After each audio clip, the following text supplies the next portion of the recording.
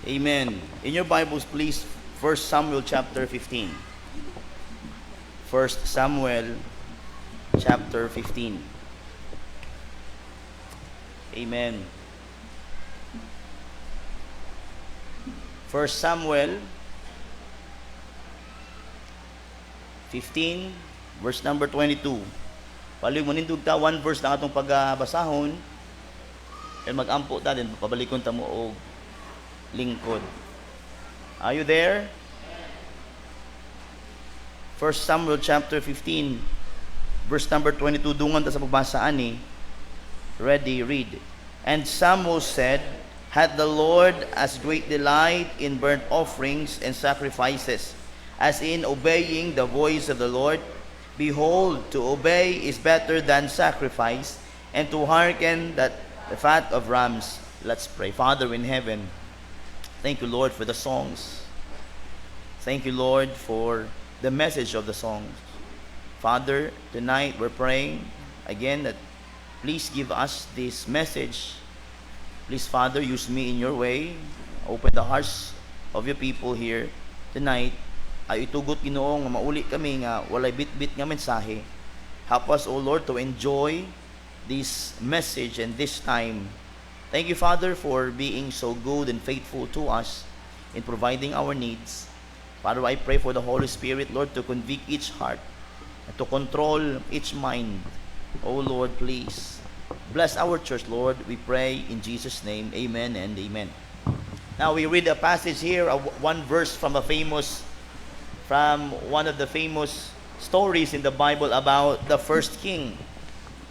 The first king of Israel was King Saul, and King Saul was mauni siya ang chosen king of Israel. Dili ni ang Ginoo ang nagpili sa iya, pero ang Ginoo mitugot ani og iyahang gipa anoint kang prophet Samuel in chapter 15 verse number 1. And now look in your Bible in verse number 1. Samuel also said unto Saul, "The Lord sent me to anoint thee to be king over his people, over Israel. Now therefore hearken thou unto the voice of the words of the Lord." Ingon Samuel, nagsugot ang Ginoo nga anoint ka as king over Israel. Og naghangyo si Samuel nga, please listen to the voice of the Lord. Please obey the words of the Lord. Ug naay assignment dayon nga gihatag ang Ginoo para kang King Samuel in verse number 2. Tanawa. "Thus saith the Lord of hosts, I remember that which Amalek did to Israel, how he laid wait for him in the way when he came up from Egypt. Now go," verse number 3. This is the assignment of the king given by the Lord. "Now go and smite Amalek and utterly destroy all that they have, and spare them not, but slay both man and woman, infant and suckling, ox and sheep, camel and ass." So grabe no, kung imong basahon, mantas, grabe ka mantas, pamatsun tanan even mga bata. Natanawa, unsa kasuko ang Ginoo sa Amalek, sa Amalekites. Now you can see here in verse number, ato sa pangitaon, verse number 33. Verse 32. Katungod kay napakya si Pablo sa pagpatay kang kay Agag, king of the Amalekites. Si Samuel mismo ang nagpatay siya ha. Verse 32. "Then said Samuel, Bring ye hither to me Agag, the king of the Amalekites. And Agag came unto him delicately, and Agag said, Surely the bitterness of death is past." Dawat kaayo ni Agag ang kamatayon. Wala na'y sakit kung mamatay siya. In verse number 33, "And Samuel said, As thy sword hath made women childless, so shall thy mother be childless among women. And Samuel hewed Agag in pieces before the Lord in Gilgal." So, gitadtad ni Samuel ang kalaban nga si Agag. Amen. Sobrang kasuko. Kaya naman, gibuhat na po ni Agag ang gihimo sa iya, kagihimo niya sa mga Israelites. Are you with me? But let's go back to to the king Saul this tonight. In verse number 3, we saw the assignment of Saul para pamatyon ang lahi ni Amalekites. So in verse number 3, we saw that pamatyon tanan-tanan nga dili magbilin even mga bata, sheep, camel and ass. Then this Saul, King Saul, nagliyok din siya in verse 4. And Saul gathered the people together and numbered them in Telaim 200,000 footmen and 10,000 men of Judah. So daghan kaayo sila versus the Amalekites.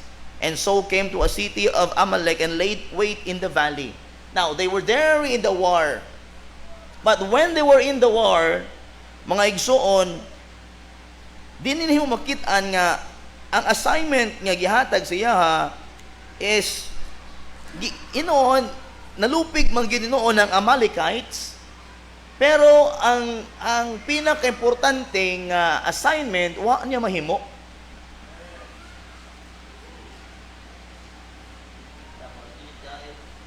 Wa niya mahimo. Ug diha nasuko ang Ginoo. Now in verse number 7, tanawa. And Saul smote the Amalekites from Havilah until thou comest to Shur, that is over against Egypt, and he took Agag, the king of the Amalekites, alive. So klaro ang instruction sa Ginoo, right? To kill, to diminish. And he took Agag, the king of Amalekites, alive, and utterly destroyed all the people with the edge of the sword. But Saul and the people spared Agag, verse 9, and the best of the sheep. Na, dili lang hari ilahang gipabuhi, pero ang mga hayop, and of the oxen, and all of the fatlings, and the lambs, and all that was good, and would not utterly destroy them, but everything that was vile and refuse, that they destroyed utterly. Ato mga bagay-bagay nga dili mapustan, ilagin giguba, ilagin gisunog. Amen. Now in verse number 10, then came the word of the Lord unto Samuel, saying, It repented me. One of the saddest verse in the Bible. It repented me that I have set up Saul to be king, for he is turned back from following me. Now, kung imong tanawon, si Saulo, wala man na sa iya, no? Ang iyang una-una, napili na niya ang Amalekites, but he failed to perform the assignment. But sa mata sa Ginoo, it was a turn back from following him, and hath not performed my commandments. And it grieved Samuel, and he cried unto the Lord all night. It is his friend. Amigo niya kaya ni Saulo, si Samuel. And when Samuel rose early to meet Saul in the morning, it was told Samuel, saying, Saul came to Carmel, and behold, he set him up a place, and is gone about, and passed on, and gone down to Gilgal. So, si Saulo, nag-set siya og usa ka place, dili gyud didto sa camp. Do you get the point? Nga naman, tuwa man dito ang si Agag o ang mga binuhing mga hayop. So, Saul set up a place where he could meet Samuel. Verse 13, And Samuel came to Saul, and Saul said unto him, Blessed be thou of the Lord, I have performed the commandment of the Lord. Ingon si Saul, nahimo nako ang sugo sa Diyos. Amen. Pero nabasa nato nga wala niya mahimo ang mga sugo sa Diyos. Para sa iya nahimo niya because he defeated the Amalek. But he spared the life of Agag. He spared some good things from Agag, from the Amalekites, but he reported wrongly. diha kang Samuel, I have performed the commandments of the Lord. Here, verse 14. And Samuel said, what meaneth then this beating of the sheep? Wala siya kabulo nga ang Ginoo nag-report na kang Samuel. Amen. And Samuel said, what meaneth thou nga you accomplish the commandment of the Lord? What then this beating of the sheep in mine ears, and the lowing of the oxen which I hear? Sa panahon niya, nagkita sila, nagsaba ang mga sheep. Be! Nagtingog ang mga baka. Unsa man ako nadunggan. And in verse number 15, and Saul said, they have brought, he used the word they. He uses the word they. They have brought them from the Amalekites for the people, spare the best of the sheep and of the oxen to sacrifice unto the Lord thy God, and the rest we have utterly destroyed. He uses the word they and the people. Do you know a person like this? Kana bitong iyang sala, pero nanamay lang uban. He blame shifting. He shift in blaming people. Iyang sala, pero blame niya sa uban. Just to cover his sins. In verse number 16, okay ba ta? I'm just giving you the story. Then Samuel said unto Saul, stay, and I will tell thee what the Lord hath said to me this night. And he said unto him, say on. Dali lang ingon ni Samuel, dali lang kay naigingon sa ko ang Ginoo gabi, bahin kanimo. Ingon po si Saul, ingon lang, sulti lang. 17, and Samuel said, when thou wast little in thine own sight, wast thou not made the head of the tribe of Israel, and the Lord anointed thee king over Israel? Di ba? Itong di pa kahari, wagag ka. And God anointed thee to be king. Verse 18, and the Lord sent thee on a journey and said, go and utterly destroy the sinners, the Amalekites, and fight against them until they be consumed. Wherefore then didst thou not obey the voice of the Lord? Pero gid nimo gituman ang tingog sa Ginoo, but didst fly upon the spoil, and didst evil in the sight of the Lord. Naghimo gid kag dautan at tubangan sa Ginoo. Wa gid nimo sunda ang sugo sa Ginoo. And Saul said unto Samuel, yeah, I have obeyed the voice of the Lord, and have gone the way which the Lord sent me, and have brought Agag the king of Amalek, and have utterly destroyed the Amalekites. But the people took the spoil. He blamed again the people. The people took the spoil.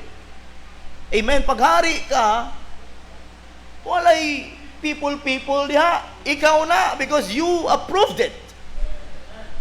But the people took the spoil, sheep and oxen, the chief of the things which should have been utterly destroyed, to sacrifice unto the Lord thy God in Gilgal.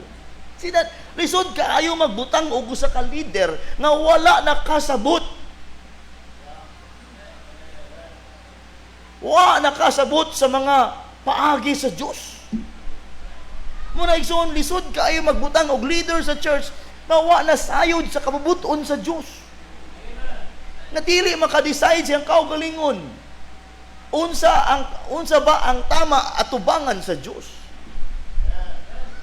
Di ba?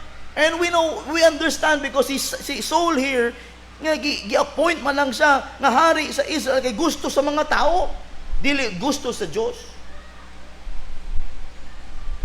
Nakasabot ko kaning kang Saul, pero igsuon, he received a commandment, he received instruction, but he failed to do so. Now, here, verse 22, okay ba ta? And Samuel said, had the Lord as great delight in burnt offerings and sacrifices as in obeying the voice of the Lord? Amen? Malipay ba ang Ginoo sa sakripisyo kaysa sa pagsunod siyang kabubuton? Behold, to obey is better than sacrifice. Mas maayo ang pagsunod sa Ginoo kaysa sa pagsakripisyo. Ingon ni Samuel, wa malipay o di malipay ang Ginoo sa kanang inyong isakripisyo. Mas malipay ang Ginoo sa inyong pagsunod siyang mga sugo. Ang pagsunod sa Diyos mas maayo kaysa sakripisyo. Behold, to obey is better than sacrifice, and to hearken than the fat of rams. So suko kaayo si Samuel, siyang amigong si Saulo. So I wanted to extend to you the message of the Lord. To obey is better than sacrifice. Karong 2025, I hope and I pray nga dili mawala sa mong huna-huna. To obey God is better than sacrifice. Mas maayong nagsunod ka sa iyang kabubuton kaysa nagabawi na lang ka para sa iya kay nagkamali ka. Are you with me? Mas maayo nga ang instruction sa Ginoo na sunod nato kaysa nasipit mo ko mo bawi ko sa Ginoo. Mas maayong ni obey ka kaysa magbawi ka sa Ginoo.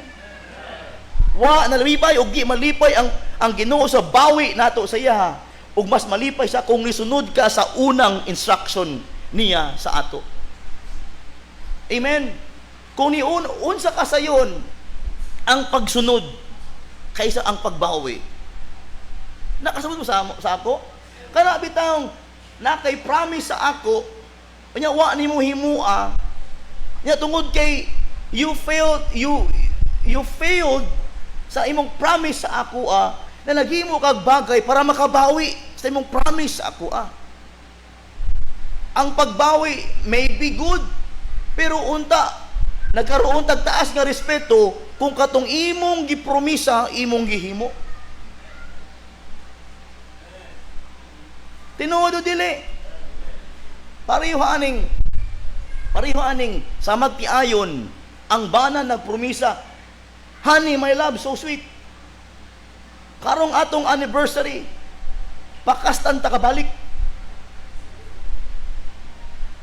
O yan, niabot ang adlaw sa inyong anniversary. Nakalimot ka. Naghulat ang imong asawa sa balay, naggown na. Nagsuot, nagpangkasal, naanay bouquet. Nag-lipstick na, nag-ayos na. Pero wa ka mitungha, kay nakalimot ka. Nya later on, ang imong asawa, naghubo na lang sa iya sa nina. Kaya nag-ingon, wa ginibatasan ning banaha. Nagpromisa-promisa, o nya, gipakyas ra ko. O yan, matngon ka na, naaday ko promisa. Pero human na ang adlaw. Nilabay ng pipila ka mga adlaw. Nya, kanunay magstorya kasi mong asawa, murag wa may animo. Di mamansin nimo. Wa ka kabalo, o nahimat-mat ka, uy, nakoy promisa. Pero wa nimo himua. Nya, nakaisip ka, hani akong himuon. Ako ni palitan og regalo. Niabot ka sa mall, ni palit kag regalo, ni uli kag balay. Honey, my love, so sweet. Please forgive me. Please release me. Let me go. Nya gihatag nimo ang regalo. Nagklingi sa regalo ug gidawat mangyud pod niya ug nagkatawa-katawa pod siya. Niabot ang time nga nawala mo nagtingga na nagdinamoy sumpaki gamay. Og nabalik ang imuhang sala. Ikaw na ba ingon ka sa kuwang imo pakasan balik wa ko pakasli. Ni gani ibalik-balik ang iyang yaw-yaw sa imong gigamit katong imong promisa. Di ba naa kay pagmahay? May pag-ako tong gihimo para wala ni problemahan ni karon. Di ba? Ang pagmahay always ta sa ulahi. Regrets always are sa last.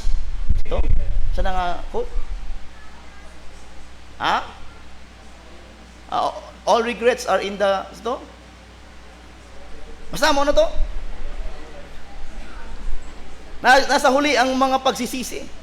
Tagalog mo na ito ng English. Di ba? Do you understand? Sama nga ni ba? Na I vow nga himuon nato sa Ginoo pero we fail to do so. Unya nagbawi-bawi ta sa Ginoo sa atong mga vows. Pero mas maayo kung gihimo nimo tong unang nga vow. It might be simpler to do our first promises than to what bawi-bawi. In the story, we have four things to consider. Four things or four principles to learn from the story. But before that, let me give you this quote. The cost of obedience is nothing compared to the cost of disobedience. Balik ko na ko. The cost of obedience is nothing compared to the cost of disobedience. Amen. Ang bili, amen, sa usa ka obedience is just nothing compared sa panghitabo or cost sa dili nimo pagsunod. Mas dako gihapon, amen, ang problema kung wa ka ka-disobey, kung wa ka kasunod. The cost of obedience is nothing compared to the cost of disobedience. Think about that. Ang sa obedience na ating makakuha gikan sa Ginoo blessing, pero lahi ang makuha nimo kung gi-disobey nimo ang Ginoo. In our life as a Christian this 2025, I hope and I pray always ma-remind nato kaugalingon to obey is better than sacrifice. Na ay mga sugo ang Ginoo sa ato nga kinahanglan gyud nato at imanon og himuon kaysa mapakesta sa paghimo sa iyang kabubuton. Amen. Always bear in the heart in our thoughts what to obey the Lord no matter the cost. Number 1, in verse number 8 and verse number 9, makita nato din ha ang iyahang nakuha niya ang instruction to kill Agag, right? Pero may gihimo siya eh. May gitwist siya. Imbis na nga patyo niya si Agag, gibuhi niya. Imbis nga sunugon o patutan ng mga binuhi nila, iyahang gikuha ang mga tambok para mapustan sa burnt offering, sacrifice in the Lord. Muna nga ng Ginoo, di ba nga, mas malipay ba ang Ginoo sa mga kana nga mga pangsakripisyo kaysa inyong pagsunod? To obey is better than sacrifice. Number 1, mga igisuon, usa ka principle nga tumatunan in the story is that good ideas are no substitute for God's instructions. Maayo man ang ideya nga dili niya sa patyon si Agag. Maayo man ang ideya nga buhion ni mga binuhi nila kay mapustan sa ilahang kingdom. Pero dili man na maoy sugo sa Ginoo. Ang sugo sa Ginoo 100% nga pagsunod. 100% ang pagsunod. Dili nga good ideas. King Saul has a good idea. Dili sa patso na ko ni si Agag. Maybe plano sa nga iya sa panitan ang lapalapa.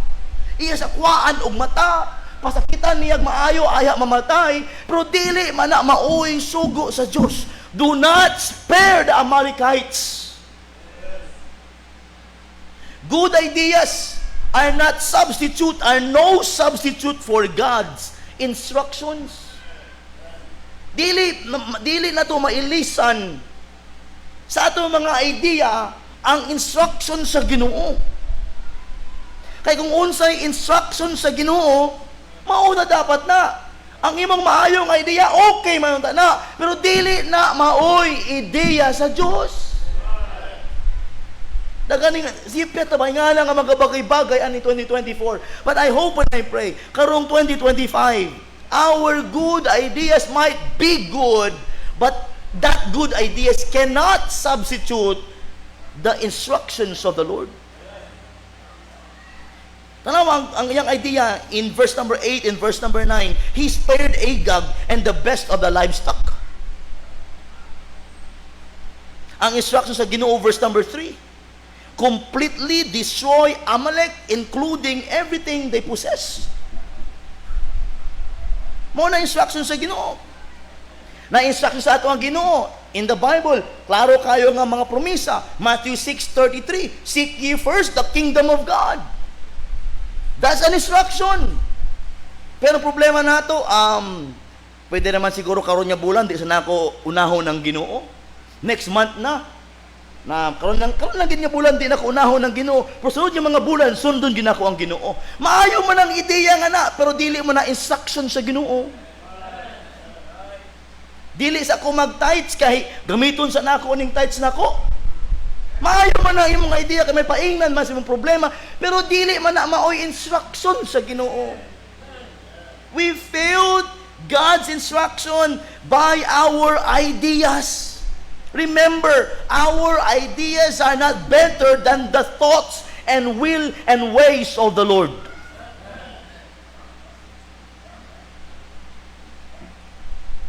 We have the instruction, seek ye first, but we fail to seek God first.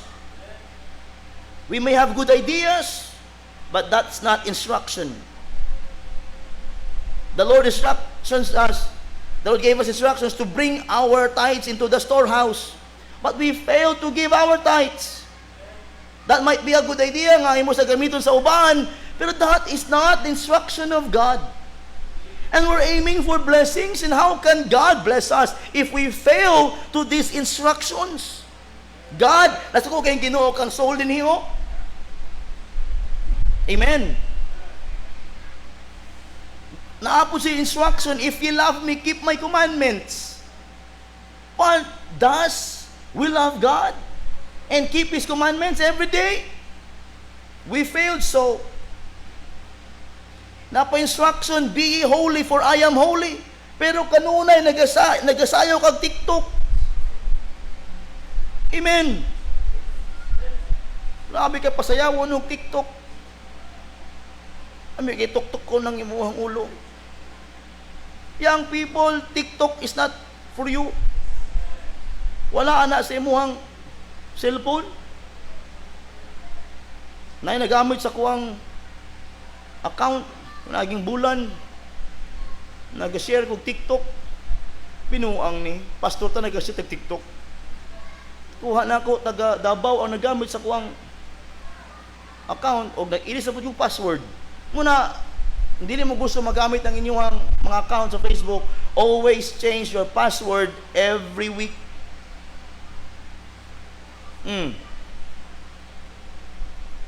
Nakabutang instruction, be holy for I am holy. Are we holy every day?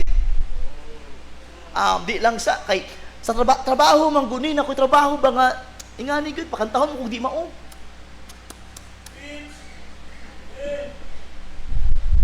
That may be a good idea para ma-promote ka dali, pero that is not God's instruction for you. Be holy for I am holy. Yung sa Bible, be ye separate, wherefore come out from among them, and be ye separate, saith the Lord, and touch not the unclean thing, and I will receive you. Di ka kakinawig si parar. Ingon sa Ginoo, di ka magnubyo og nubya, o ka lang mga unbeliever, ganubyo-nubya, gikat unbeliever. Amen. Among mga babae mo, nag-entertain mo mga unbeliever, tungod kay gwapo. Ngano, ang kagwapo niya, mapakaon si mo ha? Kamu po mga boys, mangita mo gwapa. Balansiya po, si mong dagway, uy. Amen. Balansiha po, yung tawon, mas may ng balance kaysa imbalance. Amen. Grabe itong nag-prayer retreat mi sa Pulumulok. Nay, usa ka tao nga gisulog-sulog si Ayan, si Doy. Doy, asa mo mata, Doy? Sino, Doy? Good, Doy, good. Basta ka ganito, Doy. Fights, Doy, fights. Amen. Mas tamang edad na. No. Anak ko sa asawa, babe, sagdi lang yung mga young people nga manguyab. Basta sakto lang nga oras, saktong edad. Nasa mga Kristohanon. Kaysa manguyab nasa gawas, kaya way gwapa simbahan. Di ba? The Bible said, have a separated life. Be ye not unequally yoked together with unbelievers. You may have a good idea, kay imo among idea, kung mauyab na mi pastor, dadon ako simbahan, unya witnessan nimo ha, unya maluwas, unya maguyab na mi. Good idea. Pero paano kung ato nagsimbahan tungod lang sa imong oo? Unya pag oo na mo, gi-holding hands na ka. Gigakos-gakos ka na. Gidit-dit ka na. Nauyab na mo. Na uli ka og balay sa inyo, uli kag balay nga daghan og mga sana daghan nga nagkarga. Duha na mo. Di ba? Dili na imposible, posible na kung imong i-entertain ang sala. Dito sa na may gihatag sa kuha nga istorya si Pastor Mark, yang people mauna anak ko siya ko. Grabe no. Grabe yun.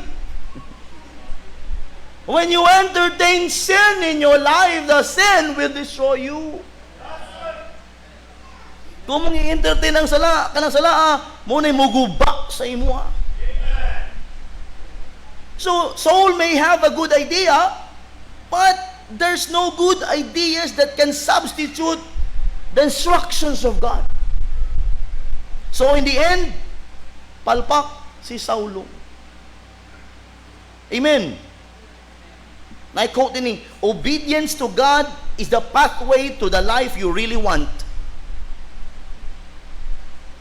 Obedience to God is the pathway to the life you really want. If you really wanted to have a good life, then obedience is the key.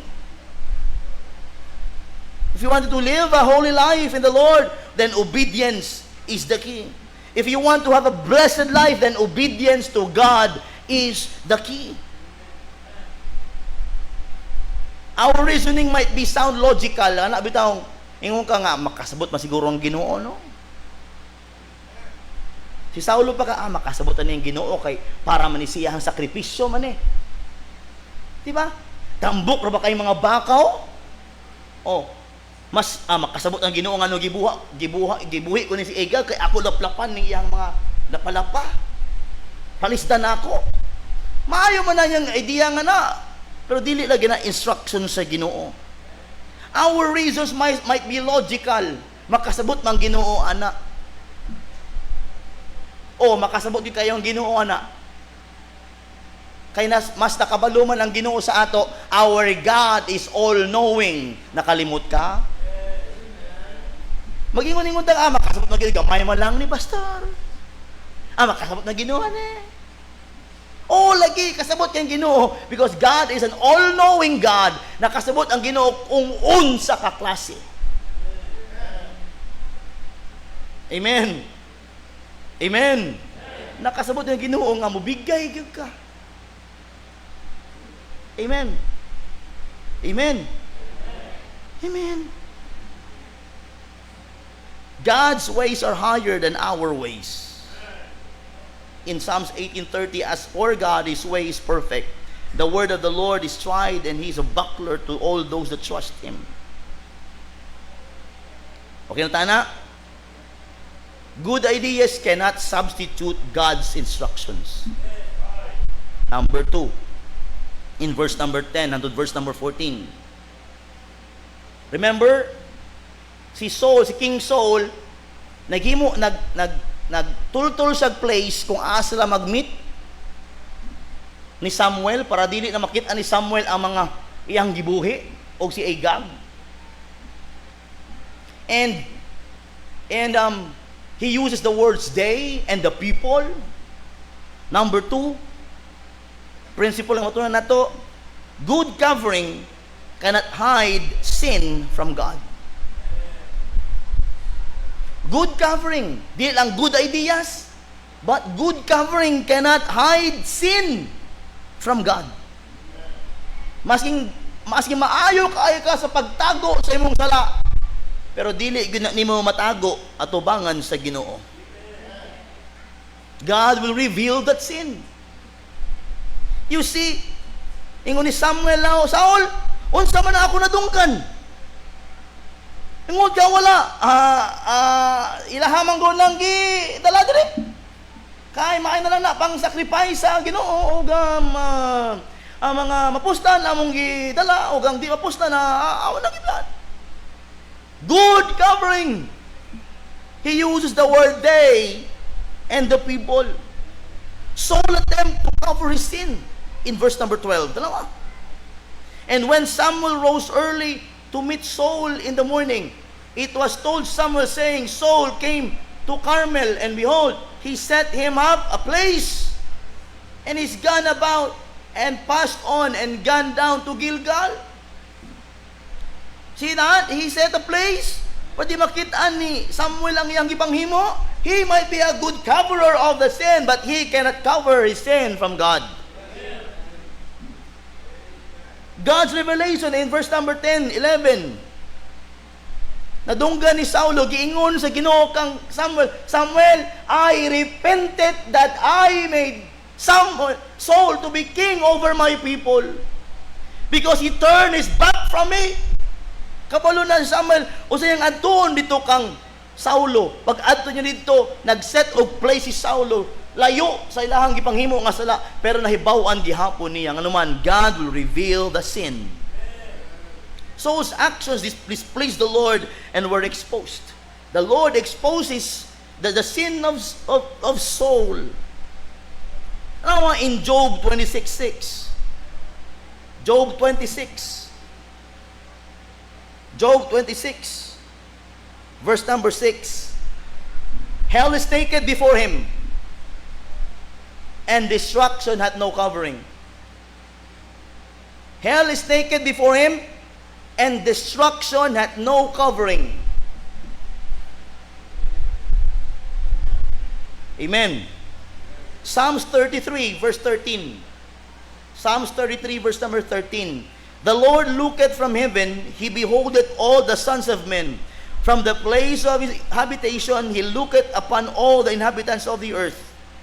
Ang Ginoo makita niya tanan-tanan ug way matago niya. Psalms 90 verse 8. Thou hast set our iniquities before thee, our secret sins in the light of thy countenance. Mao gani ang Ginoo kahayag, kaya atong kangit-ngit kita gyud. Psalms 139:11. If I say, surely the darkness shall cover me, even the night shall be light about me. Yea, the darkness hideth not from thee, but the night shineth as the day. The darkness and the light are both alike to thee. Yo'y makatago sa Diyos. Amen. Good ideas cannot substitute God's instruction. Good covering cannot hide sin from God. Now quote, you can fool people, but you can never fool God. You may fool people, you may fool me, but you cannot fool the Lord. Amen. Madaganan naman ko, mabuang-buangan naman ko, pero di ka kabuang-buang sa Ginoo. Number 3. Amen. Okay ba ta? Some principles nga atong makuha in the story, in verse number 15. And Saul said, they have brought them from the Amalekites, for the people spared the best of the sheep and of the oxen to sacrifice unto the Lord thy God, and the rest we have utterly destroyed. Number 3, good intentions do not excuse disobedience. Good intention do not excuse disobedience. Maayo man ang intensyon ni Saulo, right? Panghalad gud to. Mabuhi gud bang soldiers dito. Pero ang intensyon niya dili na excuse sa iyang disobedience. Maskin pa maayo ang imong intensyon sa uban, pero nasayod ka dili na mao ang instruction sa Ginoo, dili mao gihapon disobedience gihapon na. Even our delay of obedience is disobedience. A delay of obedience, still disobedience. Kanipa, even good intentions do not excuse disobedience. Maski maayo pa ang intensyon ni Saulo, maski maayo pa ang atong intensyon, pero layo kayo na sa sugo sa Ginoo, disobedience. Are you with me? That may sound hard or harsh, but it's reality. Diba? Lisod mo na paminawan, pero realidad manggod na. Maayo kayo ta maghuna-huna o intensyon sa mga bagay-bagay nga atong disobey. Maayo kita maghimo og rason. Pero nasayod ta nga di na mao ang instruction sa Ginoo. Good intention do not excuse disobedience. Ano ang reasons niya in verse number 15? They spared livestock for sacrifices. O mo nagitubag sa ni Samuel, malipay ba ang Ginoo ng imong sakripisyo, inyong mga ginahimo kaysa inyong pagsunod? Unsa yung tanaw sa Ginoo, dili wala sa ana nga mga bagay?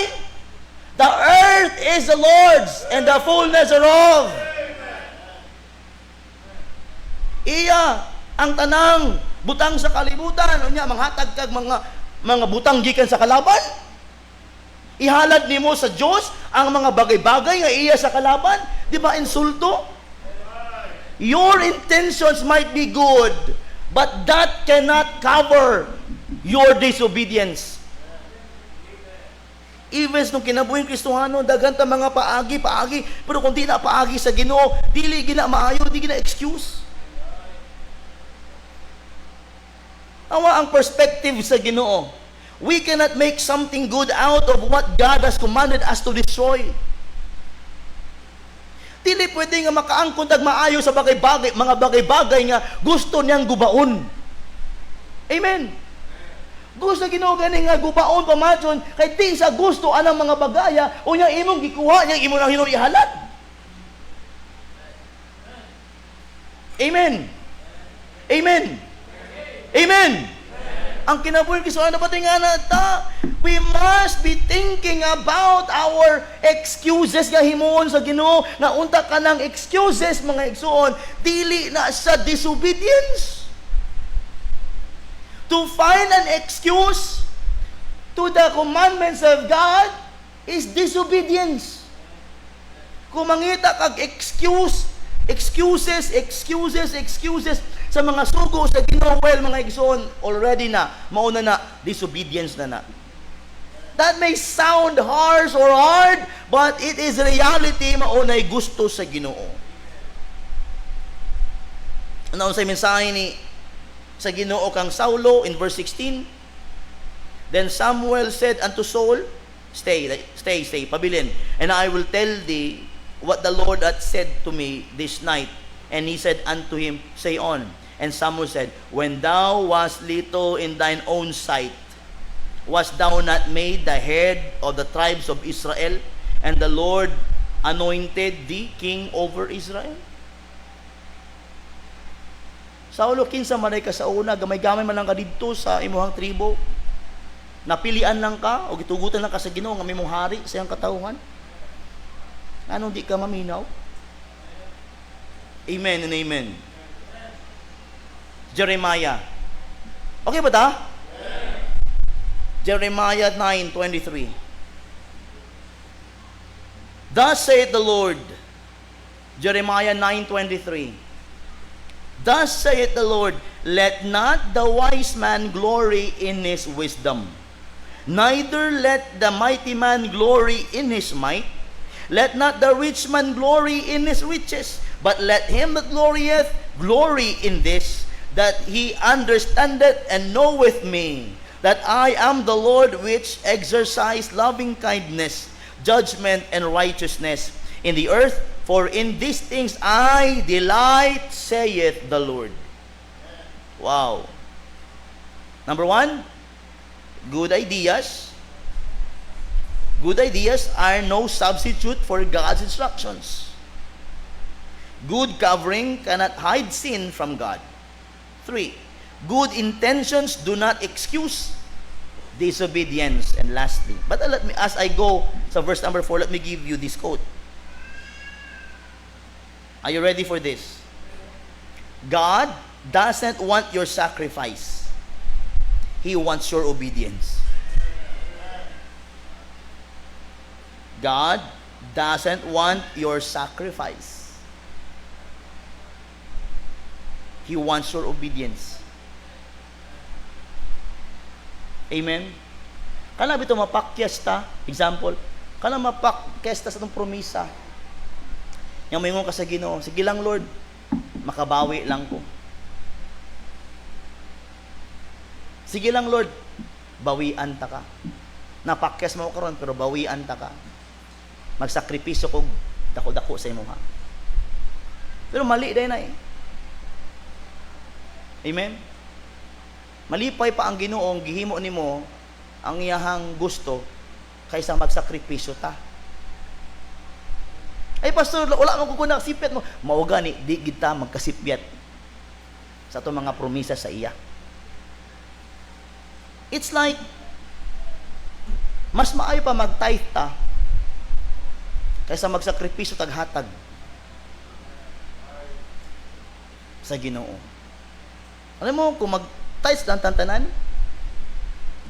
di na ako sige pambudol.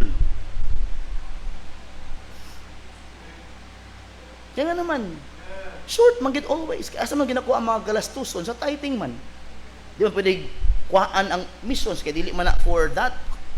Di man pwede kuhaan ang building fund, kaya dili man na para diha. Kung mag-tithe sa tatanan, wala ay budol. Sure ka, pastor? Sometimes.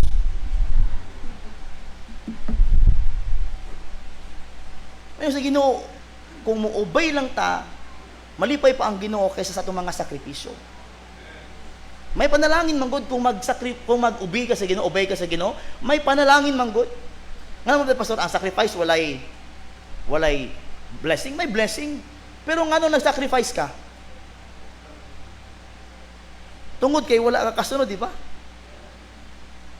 Kaya kung nag-tithes lang gid ka, pwede nga di ka mag-sacrifice. Kayo, sometimes we sacrifice because we know guilty ta nga wala ta nag-tithe. Hindi mo mag-amen. Hindi mag-amen na. Magtagbulag ani. Magtagbungol ani. Gikan ba ko sa inyo ha? Kana inyo giagihan ko na na. Samang problema sa Kristohanon, dili mag-tithe kay magsakripisyo lang. Pero mas malipay ba yang Ginoo kung mag-tithes ka kanang saktong tithes? Dili nga good ideas. Mao rin akong i-tithes para may nahibalo. Ang gawas anak sakripisyo gyapon ka kay ang guilt ba? Di gyud mawha sa imong kasing-kasing. Lahi ang imong pag-uli kaysa paghatag buya. Imo nang dumdumon, lahi ang pag-uli kay ang tithing uli man dili hatag. Ang hatag mo nang offering sacrifices. Ang presyo ni naa kay obligasyon nga paagason ang gripo kada adlaw para dili mauga ang pispan. Example lang, kanuno yung pag-aason na ang gripo para magkatubig sa kanal kung as ang pispan. Di ba? Unya, wala ka paabri o gripo na hapit na mauga.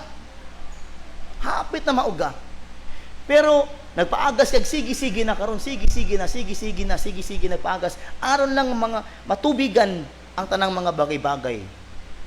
Pero kung imong gitubigan matag adlaw, wala ka nagsakripisyo. Wala ka nag-insert og dakong kusog, dakong time sa pagpaagas lamang kung gihimo lang nimo ang pagpaagas adlaw-adlaw. Ingana man na kung gusto lang kita panalangin sa Ginoo matag adlaw-adlaw, unta naghatag lang kita sa tong obligasyon sa tithing kay panalangin lang kita matag adlaw. Are you with me? Lahi ang panalangin sa pag-uli kaysa sa paghatag sa imong offering. Wa na ningog bahala mo diha. Ang ingon man lang ko, God doesn't want your sacrifice. He wants your obedience. Amen? Ang hulog mo sa tithing ni. Number 4. Lastly, verse number 23. Subo ni, subo. Sakit ni palamalandungan. In verse 23. Okay ba ta? Verse 23. For rebellion is as a sin of witchcraft, and stubbornness is as iniquity and idolatry. Because thou hast rejected the word of the Lord, He hath also rejected thee from being king. Tungod lang siyahang dili pagpatay kang igag o pagpatay sa mga binuhing hayop, mawalaan na siya og korona. And Saul said unto Samuel, I have sinned. Giako man niya noon. Amen? I have sinned, for I have transgressed the commandment of the Lord and thy words. Because I feared the people, I obeyed their voice. Dawat man niya nga mali siya. Amen? Dawat, mayo dili. Mayo. Mayo, di ba? Mayo yung gihimo. Kaya uban diha, kabur lang mali, di pagin mo amin. 25. Now therefore I pray thee, pardon my sin, pasaylo ko, and turn again with me, that I may worship the Lord. And Samuel said unto Saul, I will not return with thee, for thou hast rejected the word of the Lord, and the Lord hath rejected thee from being king over Israel. Wa gyud madala sa sorry. Wa gyud. Pero maayo, di ba? Nag-sorry siya. Verse 27. And as Samuel turned about to go away, tumuhawa na siya, kalit, he laid hold upon the skirt of his mantle. Grabe sa una, no? Pati mantle, ginasulob. Joke lang, joke. Ang nakagets ang mga nanay, yun. Mantle ba itong ginakapa ba, kapa? Okay? Katong pahawa na si Samuel, gigunita ni Saulo ang niyang kapa. And as Samuel turned about to go away, he laid hold on the skirt of his mantle, and it rent, nagisi. And Samuel said unto him, the Lord hath rent the kingdom of Israel from thee this day, and hath given it to a neighbor of thine that is better. That is better. That is better than thou. Grabe sakita, oy. Hikuaan ka na. O korona, gipasa pa sa kapitbahay nga mas maayo pa sa imo. Sakita. Ang sakit, Kuya Eddie. Napakasakit, napakasakit. Di ba? Gikuaan ka ng korona. Nga, giina pa ka? Nabahin, nagisi, nabahin. Kita makakuan ko gisi, maduduman ako Sir Kervin. Na bungkag, nabahin ang Israel. Mawalaan kag korona og mahatag sa imong kapitbahay nga mas maayo pa nimo. Sakita na. Asa na? 29. And also the strength of Israel will not lie, nor repent, for he is not a man that he should repent. Balag magkayagaw-yagaw ang Israel. Kaya ang Ginoo pag nag-ingon siya, mauna na, dili niya kamahaya na. 30. And he said, I have sinned, yet honor me now, I pray thee before the elders of my people and before Israel, and turn again with me, that I may worship the Lord thy God. Sige lang, please, pabilin lang. Tabangi ko, ani. Gusto lang ko mo simba sa Ginoo. Mangayog pasaylo sa Ginoo. Verse 31, so Samuel turned again after Saul, and Saul worshiped the Lord. Bisan pakwaan siya og korona, bisan pa nakadungog sa sakit, pero nag-worship gihapon siya sa Ginoo. Dawat niya nga sad-an siya, dawat niya nga mali siya, dawat niya nga nag-disobey siya. Pero number 4, good repentance is forgiven, but not free from consequences. Diba? Good repentance. Maayo nga pagpangayo pasaylo, pero dili na excuse sa mga consequence. Gidawat sa Ginoo imong sorry. Gidawat sa Ginoo ang pagpangayo pasaylo, gipasaylo ka, pero dili ka excuse sa ihatag niya nga problema. All of us are forgiven, but we are not excused sa mga consequences of the sins that we created and made in the face of our God. So, repentance, makita nimo verse 24 and 25. It was a genuine, yet the consequence remained. Genuine kaayo ang iyang repentance, pero ang consequence nagpabilin.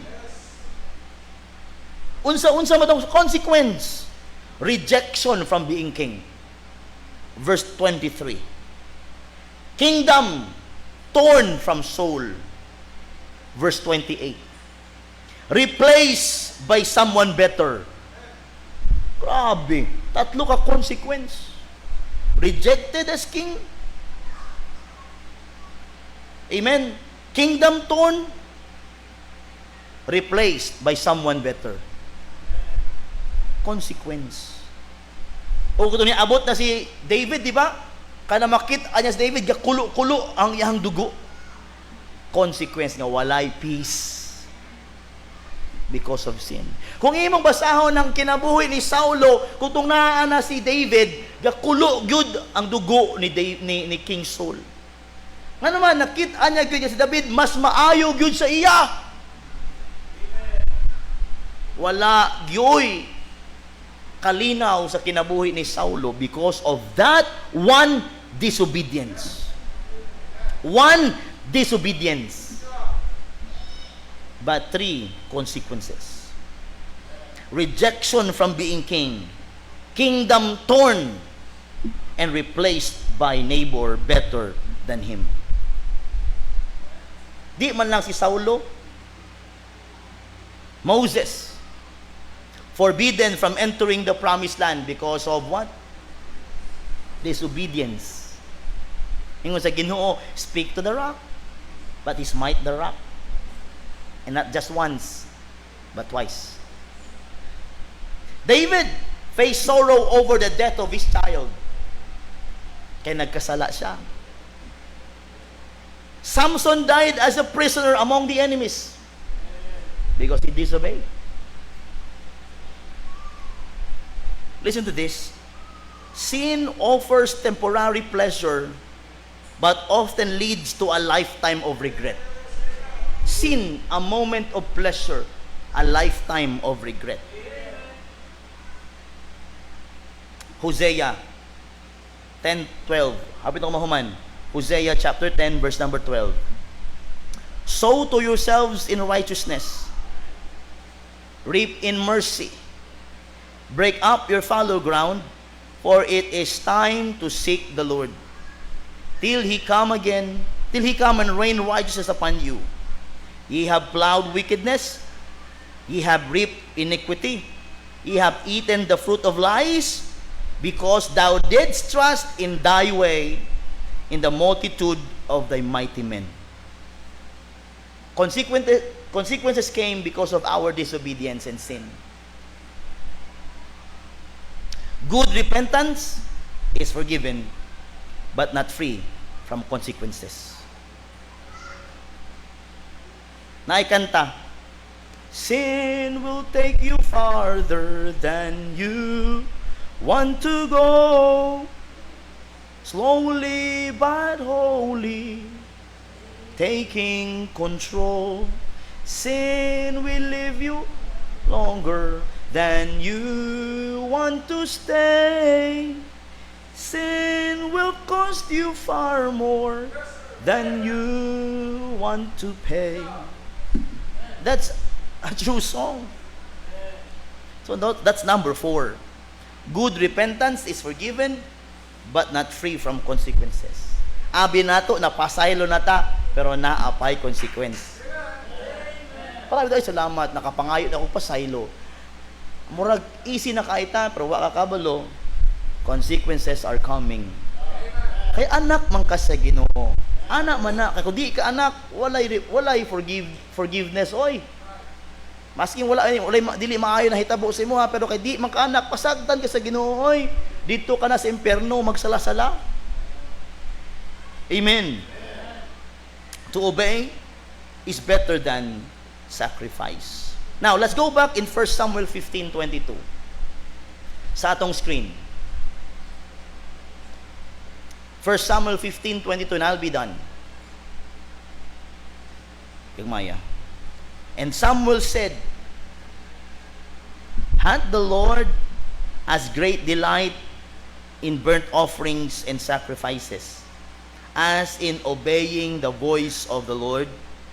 Behold, to obey is better than sacrifice, and to hearken than the fat of rams. Mas maayo, maminaw sa Ginoo, ug muhimo siyang kabubuton. Choose to obey God's way because His way are perfect and higher than our ways. Isaiah 55:8. For my thoughts, ingon sa Ginoo, for my thoughts are not your thoughts, neither your ways my ways, saith the Lord. Verse 9. For as the heavens are higher than the earth, so are my ways higher than your ways, and my thoughts than your thoughts. So I hope mga igsoon karong gabi nakakuha tag mga mensahe, nakakuha tag lesson about to obey is better than sacrifices. Last quote, and I'll be done.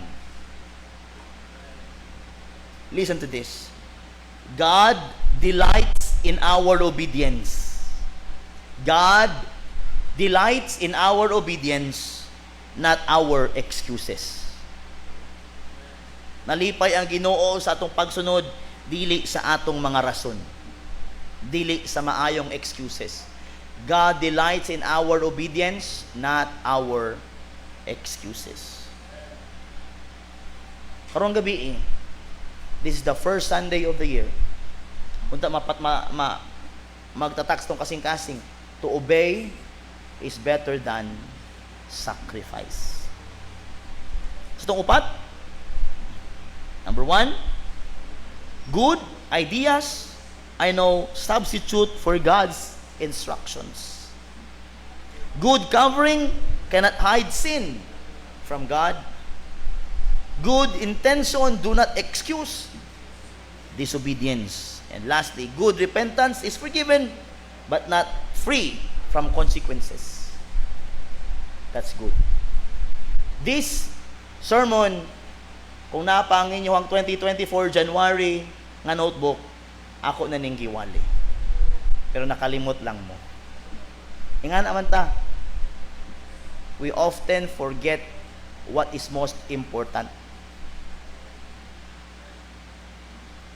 Ano man, we choose to forget things that are important.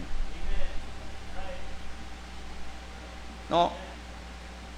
We choose to forget what is important. Kaya ito man ang gipili nga kalimtan. Pero kung isulod lang gid sa alimpatakan o kasing-kasing, that will be a benefit sa itong pagpanginabuhing Kristohanon.